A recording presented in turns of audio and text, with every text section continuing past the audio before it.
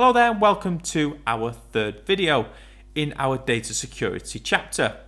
In this video we're going to look at contingency planning, malicious and accidental damage. And the first thing that we're going to talk about is contingency planning. And the question is, well, what is a contingency plan? Well, when things don't quite go right, what we need to do is we need to think about how effectively we can get our system back up and running as fast as possible. Every minute that our system is down is causing damage to either our employees, our systems, or it might even financially damage us. A contingency plan is a plan devised for an outcome other than the usual plan. It's often used for risk management, for an exceptional risk that, though unlikely, would have catastrophic consequences. And this is actually a document that is produced and that is tested and that is followed. So in computer science, contingency planning has 4 steps. The first step is backing up our systems, knowing how to back up our systems, when to back up our systems, and where the backups of our systems are in case we need to recover that information. The second step is all about redundant servers. And these can activate should the original servers fail. And this is like a swap in, swap out situation. And it means effectively that we can get up and running as fast as possible. And they may, our servers that is, may also be kept off site and even offline to ensure that they're not compromised by any viruses. We can move key personnel. If the system is to be housed on an external site, in the event of a disaster, then key personnel will need to go to the new site and maintain it. So this stipulates who will be going where and when they'll be going. And 4, contingency plans need to be created, tested and maintained. This is just like at school when you do fire drills, everybody needs to know where to go and what effective procedures they need to follow in order to be safe.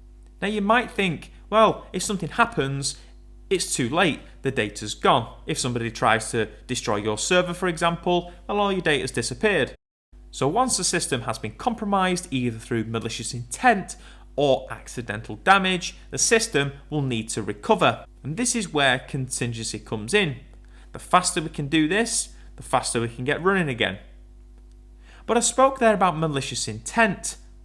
Well, why would someone cause malicious damage? And what is it?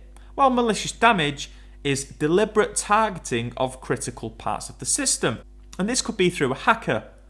But what is the motivation of a hacker? Well, firstly, the hacker would determine what the targets would be, and then they may wish just to disrupt the business by deleting key files, or the hacker might be politically or ideologically motivated. And we've seen this before with North Korea and their propaganda drives, and we've seen Russia apparently hacking the American elections. Or we just might want to disrupt services. And we might use things like denial of service attacks to bring down public websites to prevent people from doing what they want. And you may have seen this kind of thing with a group called Anonymous, and they tend to be more ideologically motivated, so they tend to launch denial of service attacks. And this type of hacker, they may wish to also publicly shame people or groups of people by breaking into email accounts and other repositories of information. And by leaking this information, the public image of that company or individual can be permanently tarnished. It can damage stock prices, for example. It can damage somebody's ability in their presidential election. Because the world runs on trust, we have public figures in place, and if we damage their reputation, we can prevent them getting into positions of power. But that's not the only reason hackers are intent on damaging people's reputations.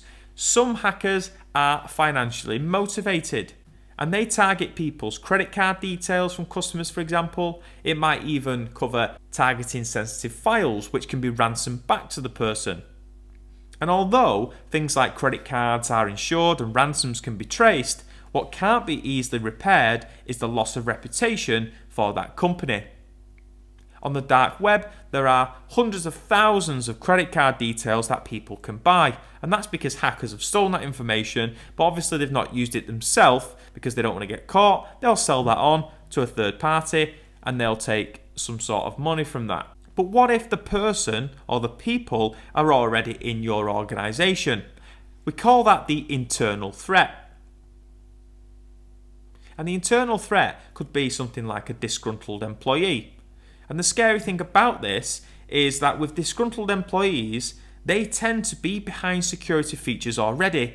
They've already got login access and passwords and different security levels, and that means that they don't need to do any hacking at all. They're already in the system.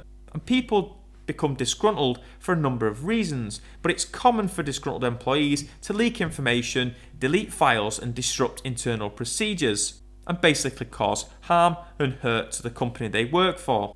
However, as they are internal, it's much easier to track and identify culprits. Now, you might have some employees that accidentally damage your company. And when I say this, we call this accidental damage. And it's when employees do something which they're not supposed to do. And that could be moving files, deleting files, or even updating files. And accidents tend to be one-off issues rather than a sustained approach with clear goals and outcomes to damage your reputation. And because accidents are not predictable, they are much harder to protect against. And what companies tend to do is try to understand why people would make accidents in the first place. So, with accidental damage, accidents tend to happen due to a lack of training. A lot of companies put their employees through basic training, continued professional development in order to prevent this problem.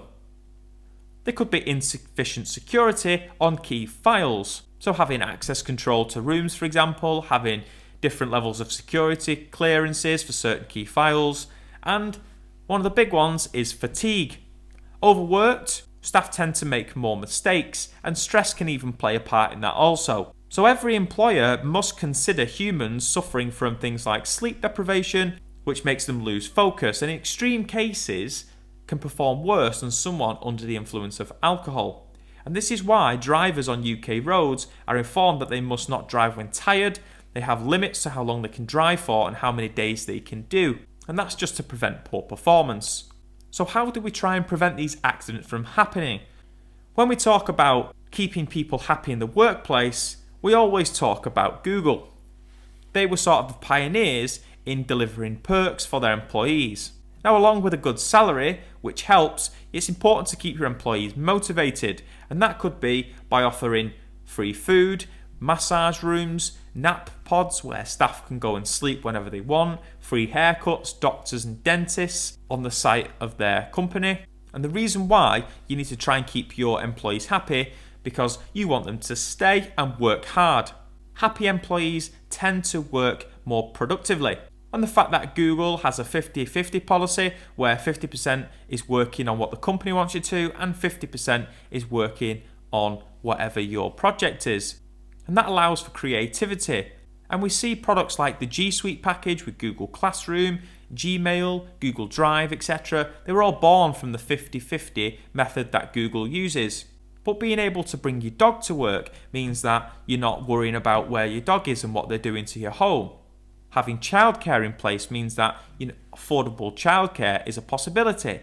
Introducing interesting work environments. Having the ability to get up and go and exercise and do sports, for example, keeps your staff motivated. Now, it's all well and good having motivated staff that work really hard. And there you have it. That was a very quick overview on contingency planning, malicious and accidental damage. Join me in the next video where we'll look in a lot more depth at what malicious software is out there and different hacking methods. And as always, thanks for watching.